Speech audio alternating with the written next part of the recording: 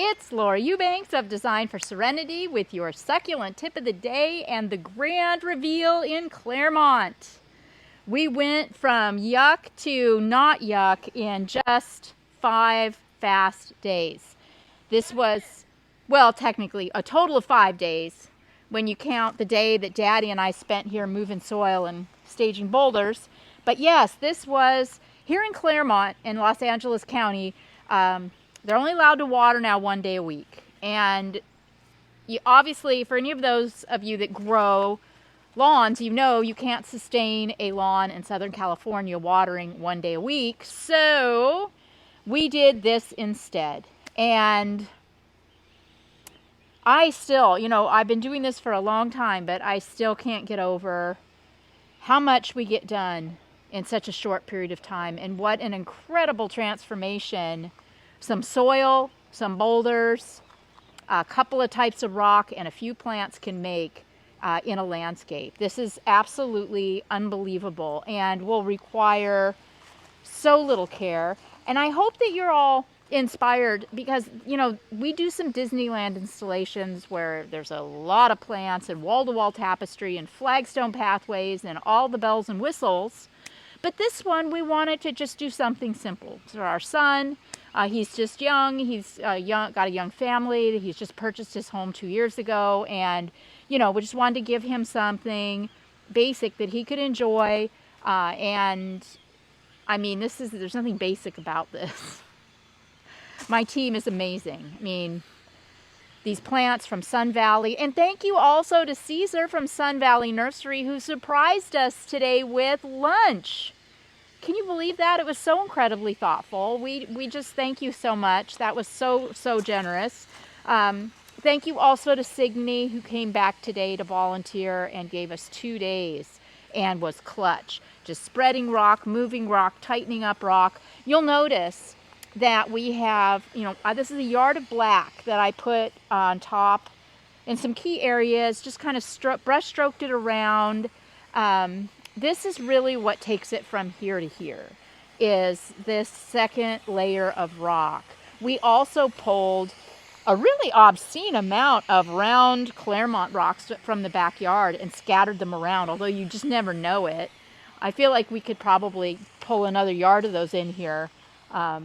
But yeah, so between, I think now before when it was a lawn, they had the wall, with the arroyo rock, and then they've got the house with this tree, facade, and then they've got the pony wall with the pavers.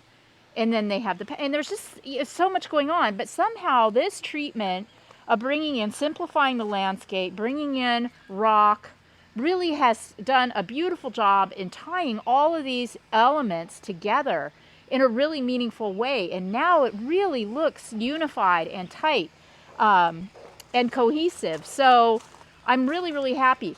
We got this, if you're in the LA area, this is called Pyrite or Gambler's Gold, this top dressing. It's a 1/2 inch. We got it at Wolfenbarger. We're really, really happy with this rock. It's perfect.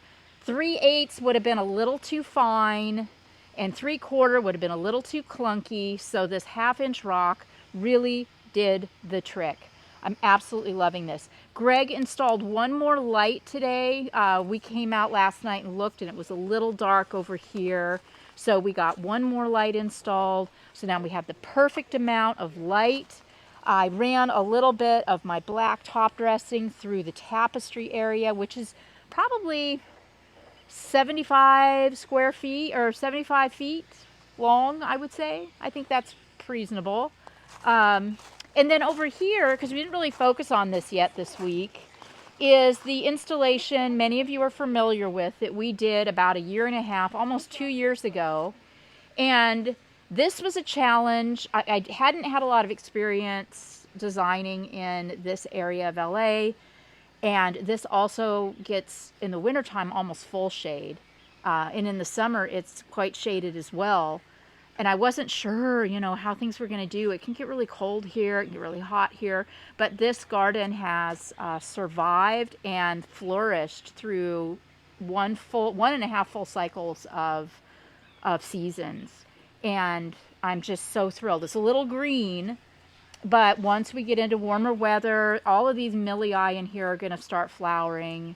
And, you know, like the platyphyllas and even some of these aloes, I think will start to color up nicely. Look at this elegans, this Echeveria elegans. Isn't that spectacular how it's hugging those rocks? You guys up here in LA, you can grow you some Echeverias like nobody's business. Just really, really happy with everything here. I did move the lavender lady mangave into this over here to this side. It was really competing with my agave attenuata variegata. So now the lavender lady's got all kinds of room to do her thing. But really, look at this. It's so hard to walk away from a project when we're done. It's just the most satisfying thing in the world just to look at it. It's all so shiny and new. Oh my gosh, isn't this something? And the way the light is hitting it. Oh, I also applied Bare Tree and Shrub Systemic 3-in-1 to my cacti, to the Trichoceros, Trichechii over there, and Big Bertha here. I applied it to the barrels. I applied it to the aloe trees. Well, basically pretty much applied it to everything because I don't want scale forming on my cactus, and of course I don't want mite on my aloes, and I don't want snout weevil on my agaves or in my barrel cactus. So I just very strategic. I didn't apply the systemic to the blooming aloes because that imidacloprid, the chemical in that, can poison our bees, and I don't want to lose any bees. So as long as the plant is not blooming, it's safe to use it in a really controlled environment, and that's what I did. Remember, we put down weed barrier fabric throughout the pathways just to help mitigate weeds.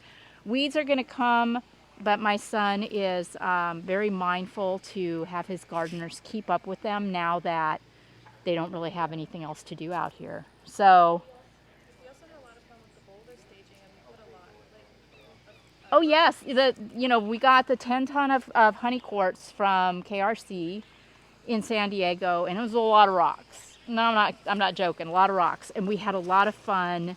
I mean, look at this area right here. This is a good ton right here. 1, 2, 3, 4, 5, 6, 7, 8, 9. There are 10 rocks, big rocks, just in this little area right here. And we had a whole lot of fun staging and stacking the rocks and then just taking little rubbles and kind of scattering them around.